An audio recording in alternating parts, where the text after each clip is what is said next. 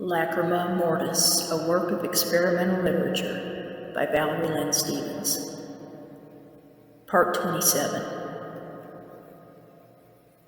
Some of us revel not in the sweet-throated harmonies of the nightingale, yet wait with eager ebon ears for the dissonant cry of the crow's undaunted projections. The wind whispers my name. Sometimes I hear it on the shabby outskirts of recollection. My dreams scream the voice of an unknown girl, and I am jolted from this disorienting somnolence to autonomically consume the dense, stale air of unknowing, the intangibles of memory recall, a variant ensemble of images and question marks gyrating with cunning allure to the mesmeric doubt beat of reality versus fabrication. The elusives of past wanderings in a mind trembling with confusion, longing for the saving grace of logic, while reason remains a room with 1,000 lights, their filaments always on the verge of eternal sleep. Most would prefer to die of natural causes, yet we all live irredeemably encumbered by unnatural clauses.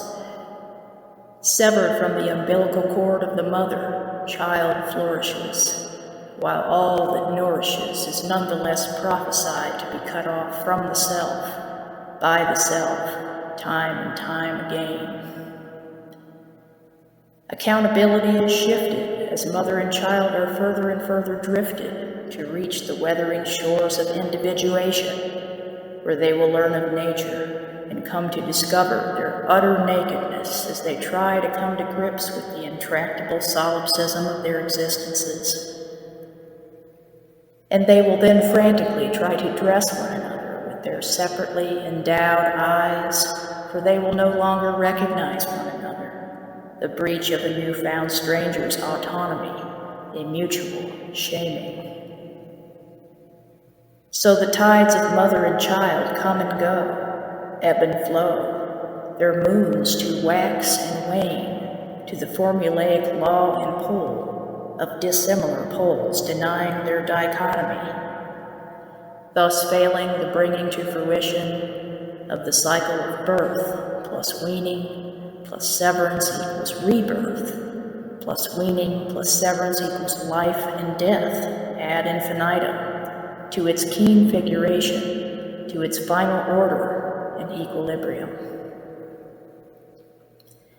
Yet the greatest tragedy is that those who most yearn for peaceful passing instead allow themselves to be repeatedly stabbed in the back as they plead to let it bleed, until all strain is grotesquely drained, and they have both become scapegoats of fate, apprentices to mortal life's overrolled objections, the crimes those justified through eyes of warped perceptions, made cataractic by the diseased soul. The heart, once crystalline and transparent, now opaque and sooty, the shattering of the dark essence, wholeness to never come full circle, the libido of virtue to remain somnolent, impotent,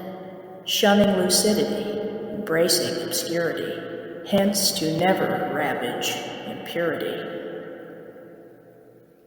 The inner essence of light is time and again obfuscated by the denial of unifying depth introspection,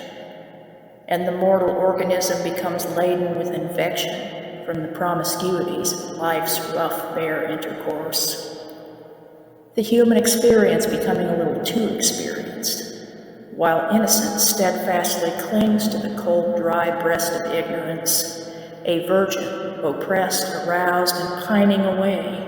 within the fragmented shards of dementia, yearning to be raped by the engorged phallus of truth, uncensored.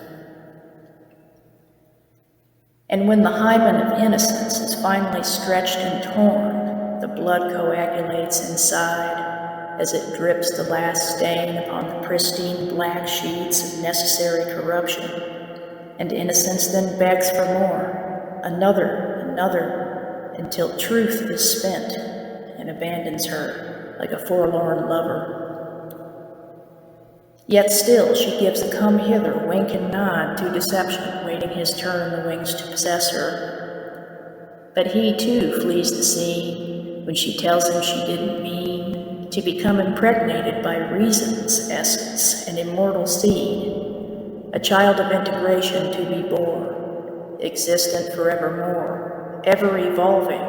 revolving within the panorama of the Homo sapiens generation, a new life form to breathe while we heave, our faithful child mother, logic,